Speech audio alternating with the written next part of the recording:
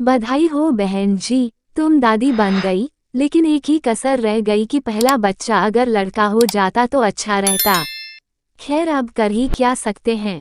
लेकिन आप भी ध्यान रखना, गोंद के लड्डू कम ही खिलाना, कहाँ लड्डू बनाने में मेहनत भी करोगी और खर्चा भी करोगी। पोता होता तो फिर भी बात कुछ और होती। मैंने तो अपनी बहू के लिए थोड़े से ही लड्डू बनाए थे। गोंद के लड्डू तो अपनी बेटी के लिए ही दिल खोलकर बनते हैं।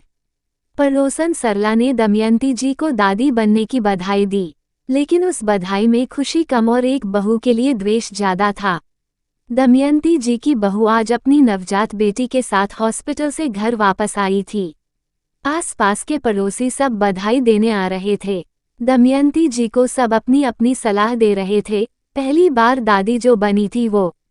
दमयंती जी ने पड़ोसन से कुछ ना कहा, बस मुस्कुरा कर रह गई। सब मेहमानों के जाने के बाद दमयंती जी रसोई में गई और अलमारी खोलकर उसमें से 2 डिब्बे निकाल कर लाई। फिर अपनी बेटी नव्या से बोली, ले नव्या, ये दोनों डिब्बे अपनी भाभी के कमरे में उसके बिस्तर के पास ही रख दे और उसे कहकर आना कि जब भी भूख लगे तो इसमें से लड्डू निकाल कर खा ले। मम्मी, 2 डिब्बे भरकर लड्डू? आपने मेरी जच्चगी में तो सिर्फ एक ही डिब्बा लड्डू बनाए थे, और बहू के लिए 2 डिब्बे। एक काम करो, एक डिब्बा लड्डू यहाँ बाहर रख देती हूँ, आखिर हमारा भी तो मन करेगा लड्डू खाने का। नव्या, कैसी बात कर रही है बिटिया?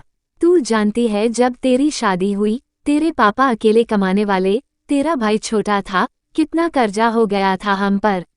साल भी ना बीता कि तेरी डिलीवरी आ गई। तेरी सास ने तुझे मायके भेज दिया। मुझे वैसे कोई परेशानी नहीं थी, लेकिन उस समय हाथ बहुत तंग हो गया था, इसलिए चाहकर भी तेरे लिए ज्यादा कुछ ना कर पाई।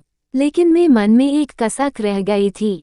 फिर बड़े होकर नवीन बड़ा अफसर बन गया। धीरे धीरे हमारे सारे कर्जे उतर गए।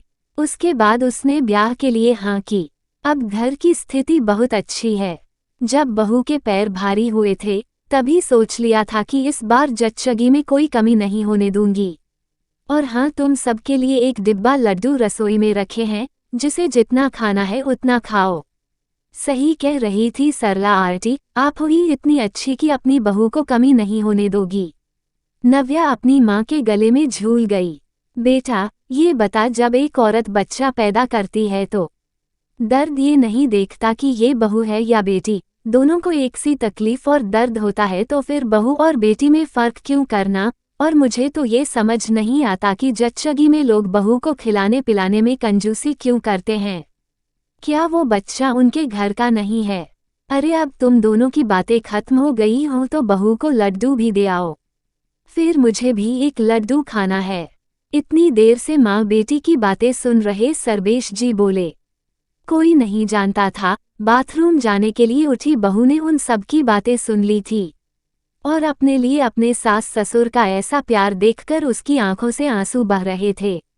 और बहू अपने आप से एक वादा कर रही थी कि ऐसे माँ बाप को वो कभी कोई तकलीफ नहीं होने देगी। दोस्तों, कहानी को अंत तक सुनने के लिए धन्यवाद। अगर आपको कहानी पसंद आई तो वीडियो को लाइक और कमेंट करके जरूर बताएं और चैनल को सब्सक्राइब करना ना भूलें।